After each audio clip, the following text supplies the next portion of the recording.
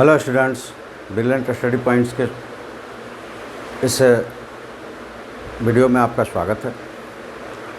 और इस वीडियो में हम लोग क्लास 12 फिजिक्स से एनसीईआरटी के हिंदी मीडियम कक्षा 12 है और चैप्टर नंबर यानी अध्याय नंबर 9 किरण प्रकाशिकी एवं प्रकाशिक यंत्र। इस चैप्टर से हम लोगों ने कुछ टॉपिक्स इसके पहले वीडियो में देख चुके हैं। आज के वीडियो में हम उसी को आगे बढ़ाएंगे। पिछले वीडियोज़ में आपने देखा था कि F को R/2 यानी कि वक्रता त्रिज्या जो होता है फोकल लेंथ का डबल होता है, ये हम लोगों ने प्रूफ करके देखा था। उससे आगे आज हम लोग पढ़ेंगे। चलिए आगे चलते हैं और आज देखेंगे कि हमें दर्पण सूत्र चाहिए, उसके लिए क्या क्या हमारे पास हमारी जानकारियाँ पहले से होनी चाहिए। तो सबसे पहले जानकारी ये होना चाहिए कि कार्तिकेय चिन्ह परिपाटी यानी कि कार्टेशियन साइन कन्वेंशन। ऑब्जेक्ट्स किधर होगा उसके साइन क्या होगा, इमेज बनेगा उसका साइन क्या होगा, इसके साथ इमेज की स्टैंडिंग जो स्थिति है उसके लिए साइन क्या होगा, फोकस का साइन क्या होगा। इन सारी बातों को पहले जान लेंगे तभी हम कैलकुलेशन भी कर पाएंगे या फिर उस दर्पण सूत्र को प्रूफ भी कर पाएंगे।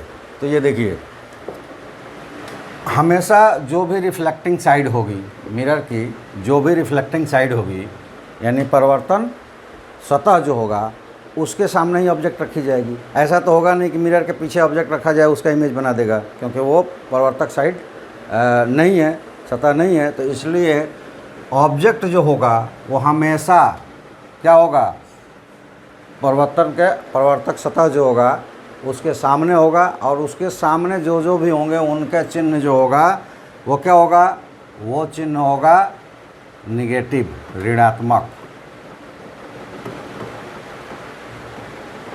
तो इस बात को समझ लें। और दूसरी चीज़ कि ऑब्जेक्ट जहाँ रखा होगा वहाँ से मिरर की दूरी को हम U से डिनोट करेंगे। तो इस बात को आप समझ लें कि चाहे दर्पण कोई भी हो, ऑब्जेक्ट हमेशा ऋणात्मक ही होगा, यानी कि वस्तु जिसके हमें प्रतिबिंब चाहिए वो हमेशा उसकी दूरी को हम ऋणात्मक लेंगे।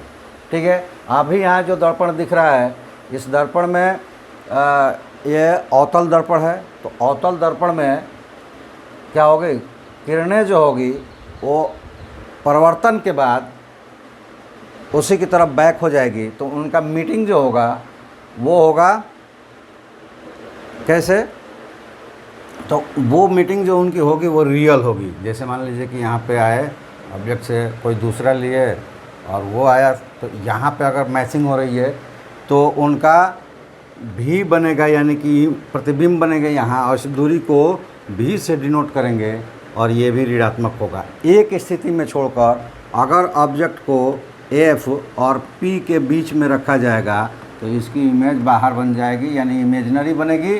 तो इसलिए यहाँ पे भी जो होगा वो धनात्मक होगा। ठीक है। उसके अलावा सारे जो F और P के बीच के छोड़कर इसके पीछे कहीं पे भी ऑब्जेक्ट रखा जाएगा, F तक भी रखा जाएगा ऑब्जेक्ट यानी फोकस पर, तब तक भी जो होगा यानी कि प्रतिबिंब की दूरी जो होगी वो ऋणात्मक होगी।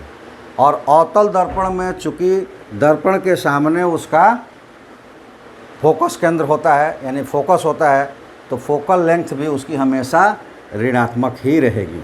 ठीक है। जबकि उत्तल दर्पण की बात करें तो उसमें सारे फोकल लेंथ भी होगा, दर्पण के पीछे इमेजिनरी होगा, तो वहाँ का फोकल लेंथ भी क्या होगा, निगेटिव होगा, लेकिन उसके पॉजिटिव होगा। और उस उत्तल दर्पण में सारे इमेजेस इमेजिनरी बनते हैं, इसलिए भी पॉजिटिव होगा।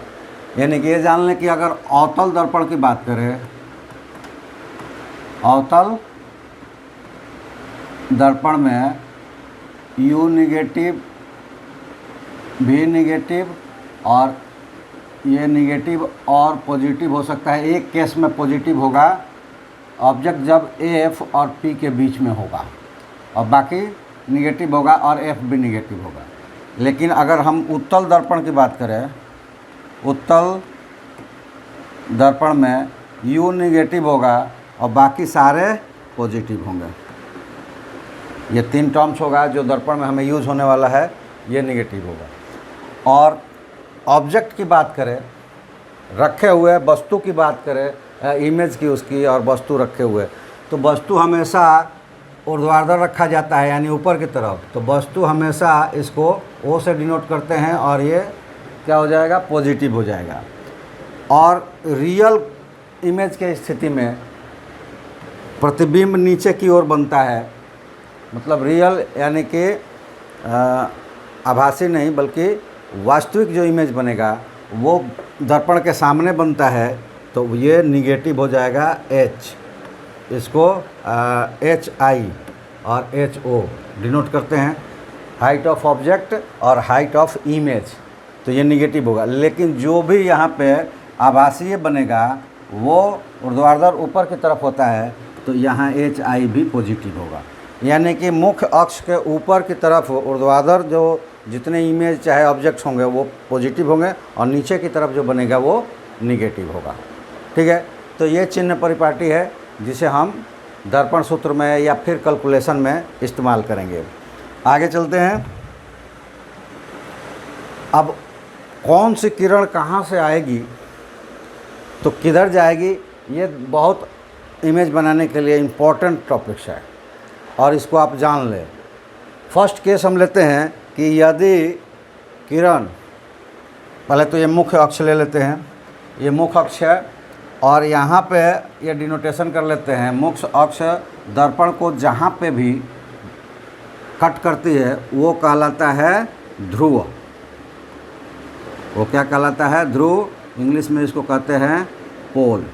ठीक है, उसके बाद जहाँ पे इसके समानांतर, अक्ष के समानांतर किरणें आकर जहाँ पर मीट करती है वो फोकस कहलाता है। ये कहलाएगा एफ, मतलब फोकस, फोकस।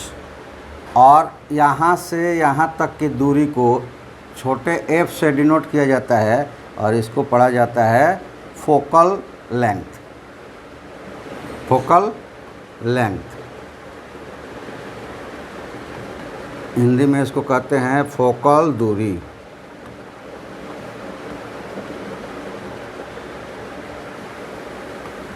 और इसको फोकल केंद्र। और उसके बाद ये अवतल में होता है, उत्तल में ये दर्पण के पीछे होता है एफ। ठीक है, और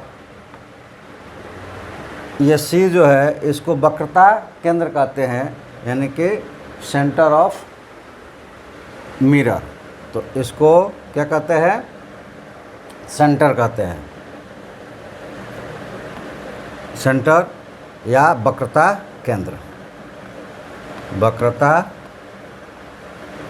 केंद्र। ठीक है, और ये उत्तल में दर्पण के पीछे होता है, आभासी होता है।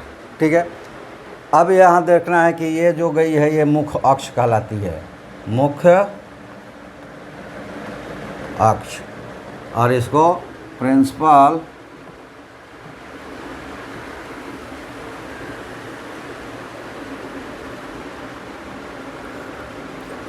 लाइन भी कहते हैं।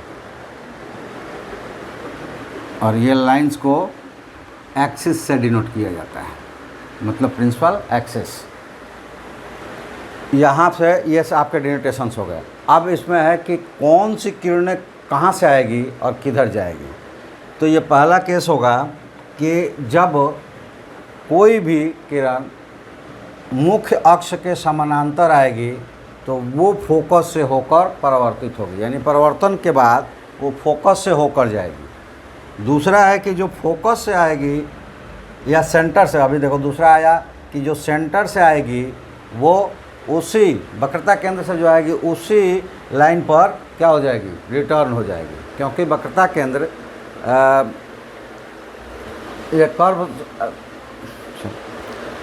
कहते हैं इसको, वक्र जो दर्पण है उसमें वक्रता केंद्र ही अभिलंब होता है, अभिलंब पर आने वाली किरणें अभिलंब पर ही वापस चली जाती है। तीसरा कंडीशन होगा कि ये जो लाइंस मतलब जो किरणें एफ से होकर आएगी यानी फोकस से होकर गुजरेगी वो परिवर्तन के बाद सीधी हो जाएगी, यानी कि मुख्य अक्ष के पैरेलल हो जाएगी। ठीक है। अब तीसरा जो है वो ध्रुव पर यानी कि पोल पर अगर वो फॉल करती है तो ये मुख्य अक्ष के साथ जितने एंगल पे टकराएगी उतने ही एंगल के साथ वो परिवर्तित हो जाएगी मुख्य अक्ष के दूसरी तरफ। तो ये आप देख सकते हैं कि ये इनके नियम है, और इसमें से ही किसी दो किरण को लेकर हम इमेज के फॉर्मेशन करते हैं। जैसे मान लो कि एक पैरेलल आई और अक्ष से गई और एक अक्ष आई और पैरेलल हो गई, तो यहाँ के जो डिस्टेंस है ये इमेज बन जाएगा। अगर ये इमेज ये वस्तु है तो इसकी इमेज बन जाएगी ये, और दर्पण के सामने जो इमेज बनेगी वो क्या होगी, उल्टा होगी, और इसकी दूरी जो गिनी जाएगी वो माइनस में गिनी जाएगी। ठीक है।